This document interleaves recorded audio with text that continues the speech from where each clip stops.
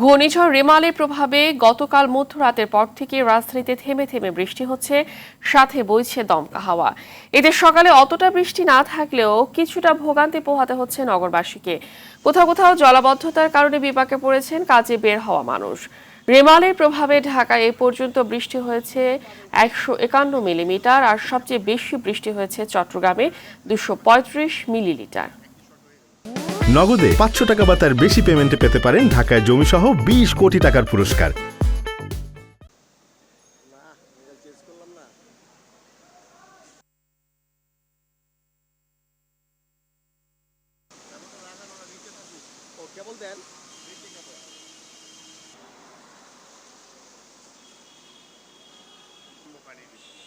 আমি তো পারবো এখান থেকে পেলেও ওই ফিলটা পাবে না। দরকার হলে আপনি বাম পাশে একই শট হয়ে গেল। না চেঞ্জ করলাম না। দর্শক, রাজধানীর রাজারবাগ এলাকা থেকে আমাদের সাথে যুক্ত হচ্ছে সহকর্মী আর বাদল।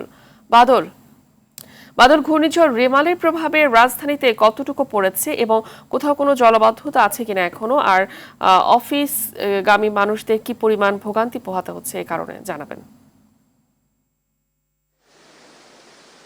ফাহমিদা, অফিসগামী মানুষরাই সবচেয়ে বেশি ভোগান্তিতে পড়েছেন। এছাড়াও যেসব অভিভাবকরা শিক্ষার্থীদের নিয়ে বিভিন্ন শিক্ষা প্রতিষ্ঠানে যাচ্ছেন তারাও বেশ ভোগান্তিতে রয়েছেন। আমি রাজারবাগ এবং শান্তিনগর এই এলাকাটিতে রয়েছি। এখানে এখন পর্যন্ত হাঁটু পানি বা কোথাও কোথাও তারও বেশি পানি নিয়ে জলাবদ্ধতা তৈরি হয়েছে। এখানে এই জলাবদ্ধতা ভেঙেই আসলে এই এলাকার মানুষজনকে চলাচল করতে হচ্ছে। বিশেষ করে যাদের একান্ত প্রয়োজন ছাড়া মানুষজন ঘর থেকে বের হচ্ছে না। অনেকের সাথে কথা বলেছি, তারা বলছেন যে এই এলাকার এই চিত্র দীর্ঘদিন ধরে রেমালের প্রভাবে যে বৃষ্টি হয়েছে, গতকাল থেকে থেমে থেমে বৃষ্টি হয়েছে, সেই বৃষ্টিপাতের কারণে এই পানি জমে গেছে। আমরা দেখেছি সকাল 8টার পর থেকে রাজধানীতে তেমন কোনো বৃষ্টি হয়নি, কিন্তু তারপরেও এখানে পানি জমে রয়েছে। এলাকাবাসী বলছেন যে এখানে এখন পানি কমে গেছে, এখানে প্রায় কোমর পানি ছিল, একটু বৃষ্টিতেই এখানে পানি জমে যায়, তেমনটি তারা বলছিলেন। শুধু এই যে শান্তিনগর বা রাজারবাগ এই এলাকায় নয়, রাজধানীর যাত্রাবাড়ি, মিরপুর সহ বিভিন্ন নগদে 500 টাকা বা তার বেশি পেমেন্টে পেতে পারেন ঢাকায় জমিসহ 20 কোটি টাকার পুরস্কার।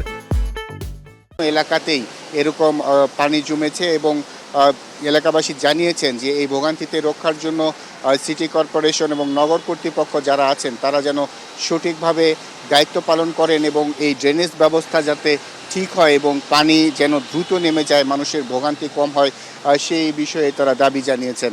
আবহাওয়া অফিস জানিয়েছে রেমাল আজকে সম্পূর্ণটা চলে গেলেও আজকেও বৃষ্টি হতে পারে। সেই বৃষ্টির প্রভাবে হয়তো ভোগান্তি নগরবাসীর আরও বাড়তে পারে, এরকমটি আভাস আবহাওয়া অফিস দিয়েছে। কিন্তু এই যে বৃষ্টিপাতের কারণে জলাবদ্ধতা, এটি আসলে মানুষের ভোগান্তি বাড়িয়েছে। যানবাহন কম থাকার কারণে কর্মস্থলে যেতেও মানুষকে অনেক ভোগান্তিতে পড়তে হয়েছে। তো ফাহমিদা, এই ছিল আমার কাছে রাজারবাগ এলাকা থেকে রেমালের প্রভাবের সর্বশেষ খবর। ধন্যবাদ।